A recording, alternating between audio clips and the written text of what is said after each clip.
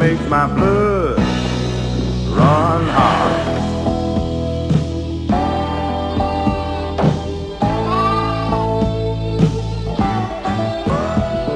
That honey gold hair, those emerald eyes, that little girl look can't hide the woman inside. Does that innocent smile mean she's...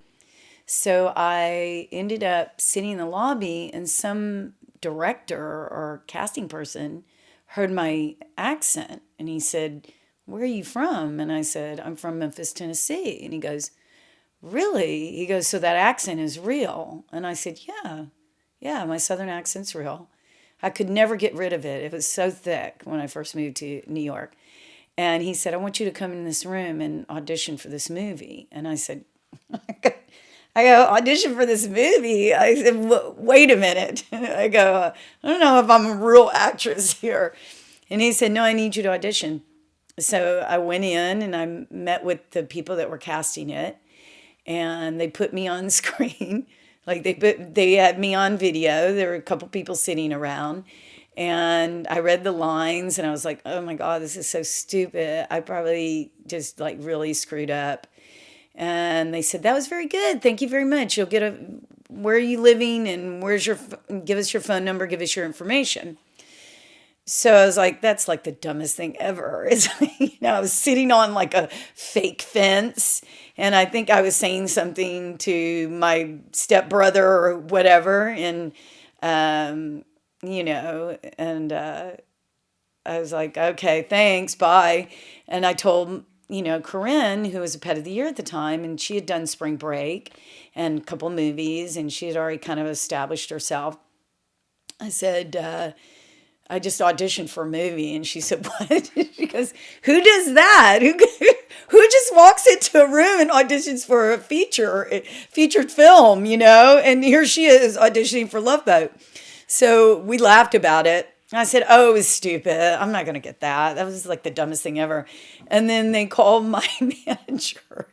They called my agent like a couple of days later and said, "We really love her. We want her to come in and meet Peter Whitman and Francine."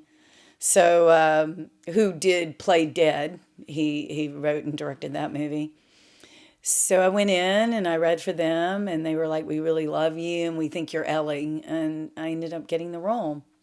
And, probably a week later, they flew me to Dallas, Texas. And here I was with a script in hand, and I find out that Edward Albert Jr. is in it, and I'm dying inside. I couldn't wait to call my mother and tell her, "Remember when I said I was going to marry Edward Albert Jr. and kiss him? And you laughed at me, Mom?" I said, "I'm actually working with him, and I'm working with Shelley Winters." And my mom was like, "Oh my God, I love Shelley Winters. That's incredible, Sheila." So now when my mom took a hard hit when I told her I posed in Penthouse, she was really happy for me. And she was glad that I was actually becoming an actress and doing a real movie. Frank. Oh, Frank. Frank, look at me. Ma says you're crazy. I ain't supposed to go near you. Where is your ma? And I looked over at my sister and I said, "Oh my God." I go, "I don't know if I can do this." And she said, "What do you mean?" And I said, "I'm a fraud. I've never done a big movie. I don't think I can do this." And she said, "No, you're going to do this." She said, "You already signed the contracts. You're going to do this."